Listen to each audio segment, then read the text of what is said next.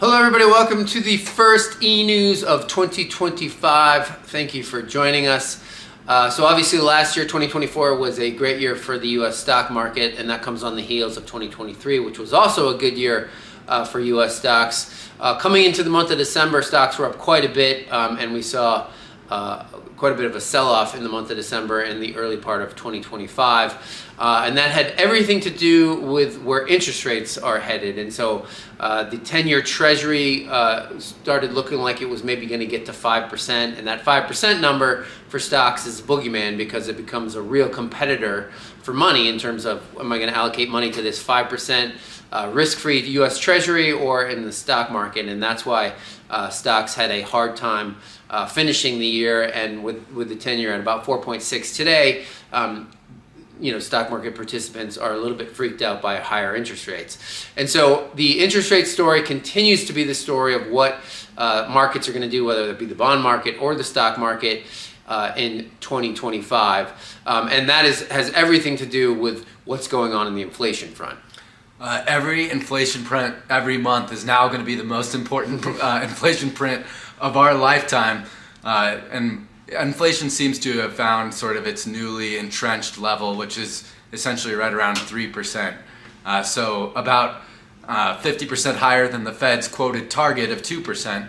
And anyone that's out there experiencing services inflation, whether you're getting your HVAC serviced or at a restaurant, and tipflation, whatever you want to call it, it's pretty evident where it's coming from, and that's also borne out in the data. We got a little bit of a surprise on the core inflation front, which was enough to send stocks rocketing higher this morning, but it seems to have found a newly entrenched level. More worryingly, the day before we got producer price index inflation, which came in actually higher than expected, but markets seem to be okay with this level of interest rates, and as long as inflation doesn't sort of rocket back to that 4% figure, I think that we'll see a pretty positive performance in stock prices, but it's all going to be predicated on one thing, which is earnings.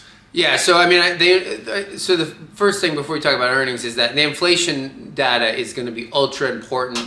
I think, like Josh said, we're at this teetering point. If it stays where it is, markets are okay. But when Josh and I, and I'm sure all of you out there, go around and in your daily lives or you travel on vacation, it seems like maybe the risk is still to the upside on the inflation front. And so the markets really are going to be watching that closely, because if inflation starts to tick higher again, the Fed would have to move rates higher. And that's what really markets aren't going to be happy about. If rates stay where they are, markets are okay. But if the Fed has to continue to hike rates and they go higher across the bond market, the stock market will have some difficulty. If rates stay where they are, though, like Josh said, earnings season is just starting. The banks reported today. Some of the banks reported record earnings, and that has everything to do with higher interest rates, because that's how banks make money.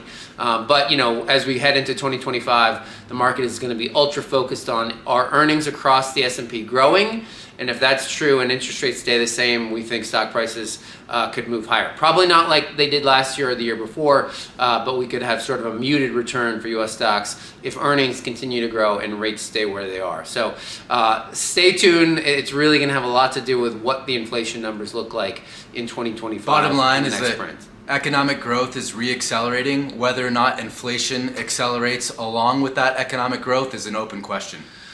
If you have questions about your situation or your account, give our office a call. The number here is 800-743-0988, or email either one of us, Josh or Tyler, at northwestquadrantwealth.com. We'll see you back here in a couple weeks.